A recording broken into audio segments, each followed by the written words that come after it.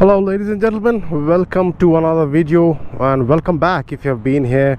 If you have not been, if this is the first time to this channel, please do consider subscribing. Yeah, before starting, let me thank all of you guys for the amazing response for my Honda H'ness videos that I posted recently, as well as for the Royal Enfield Himalayan. I literally thank you from the bottom of my heart for all the support, and that means a lot. I have crossed 300 subscribers. For many people it's a minor thing, but then for me it makes a huge difference, so thank you very much. Now let's get started with the first ride review of this new product, the Royal Enfield Meteor 350.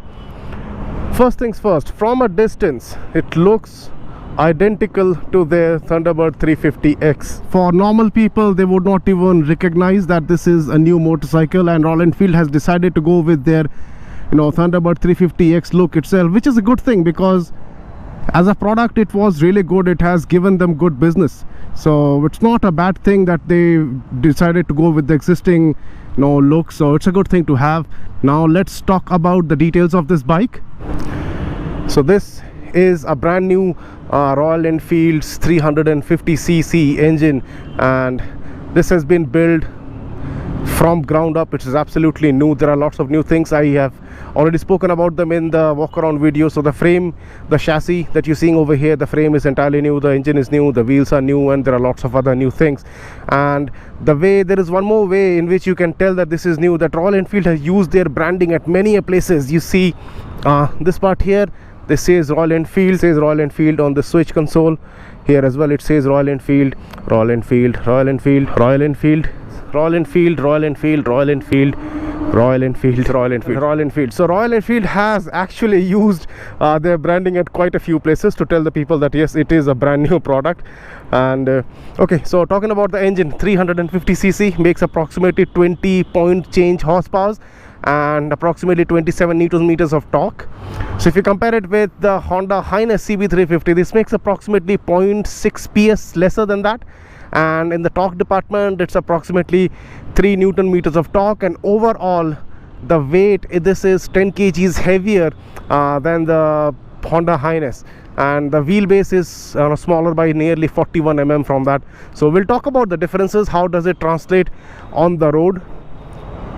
And this is the top of the line variant. I think this is called the Supernova, I'm not really sure, and because this is available in 3 different variants, you can see those on your screen right now. Okay, the seat is surprisingly low. People of shorter frames, 5'6" or maybe a little lesser than 5'6", they should not have a problem at all. And this windscreen that you're seeing on top of the line, it comes as stock with this motorcycle. It's available as an accessory as well, in case if you want to, you can talk to a dealership and get it done.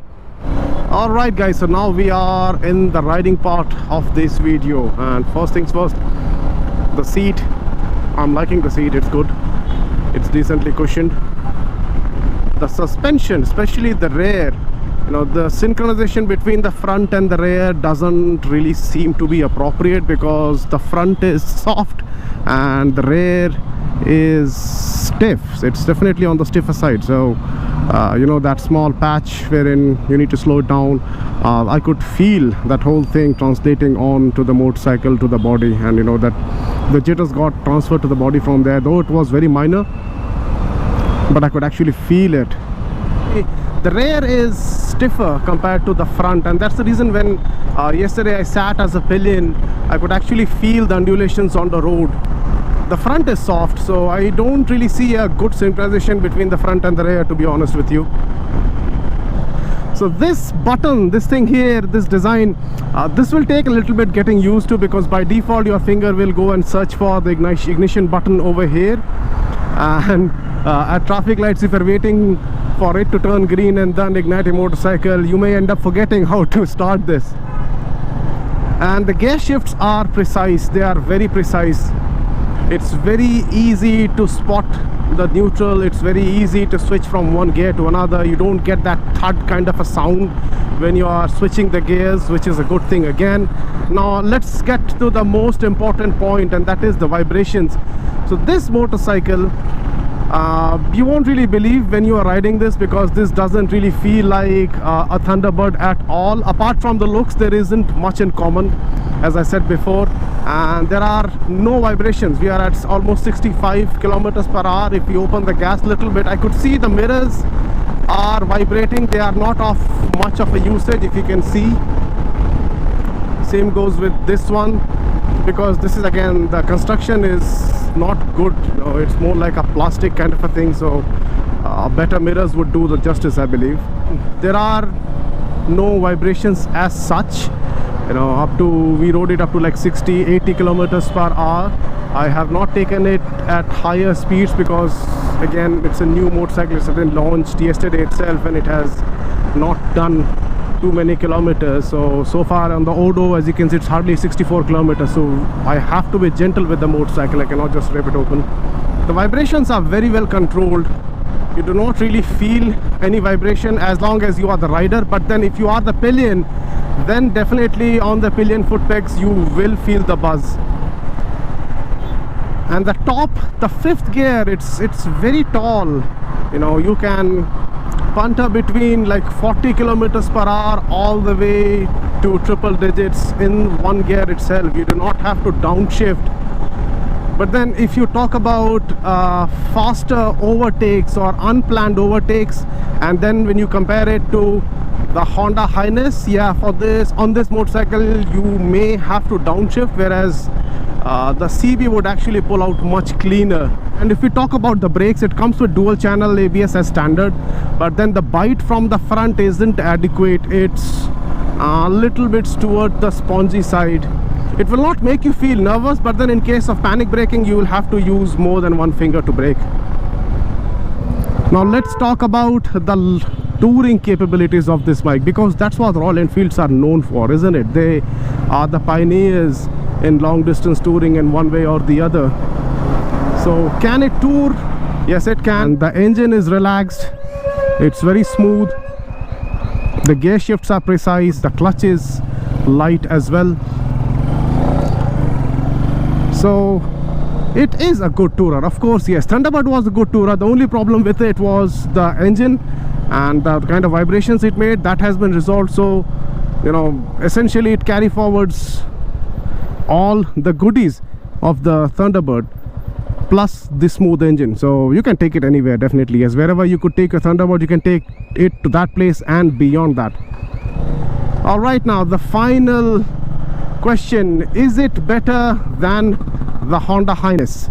Should you buy this or should you buy the Honda H'ness? When you compare it to a CB, the positives of this motorcycle, the availability of this motorcycle, because, you know, Royal Enfield, their presence in the market is huge. They are available in almost every tiny little city and village in India, and they have their service centers as well. So when you are out on the highways touring, God forbid if something breaks down, you will have the service centers available, and that's something, you know, which is very assuring whenever you are on the highway. That's one major problem with the Honda H'ness. Of course, yes, Honda is opening up the dealerships across multiple cities gradually, but as of today, 33-34 outlets across the nation is a big thing to worry about. So in those terms, I mean, I would recommend this motorcycle more than the H'ness. So Thunderbird has been a benchmark in the segment, especially for the looks and, you know, its ergonomics, and there has been nothing which has come close to this. And the same applies with the Honda H'ness as well. It is new, but then it is setting the new benchmarks in the market. H'ness, you will not go wrong buying any of the two bikes. That's my honest opinion. Regardless of which one you buy, both are priced really close, and you can buy either of these two motorcycles. You will not go wrong with any of them. And regarding the thump of this motorcycle, so this is like a pure exhaust sound of a smooth engine. So if you ask me, does it sound better? Has Royal Enfield improved the sound quality? I would say yes, definitely. Now the deep bassy throat is not there, but then I love the fact that there is no unwanted rattling noise from the loose parts or the, you know, the engine thing and all of those things. Alright folks, so that was the first ride review of the Royal Enfield Meteor 350. I hope you guys liked the video. In case if you did, do give it a thumbs up, share it with your friends, and if there is any suggestion, complaint or whatever, do let me know in the comment box so that I can improve as I go along. So thank you very much for tuning in. Ride safe, stay safe, and have a really good time. Bye bye.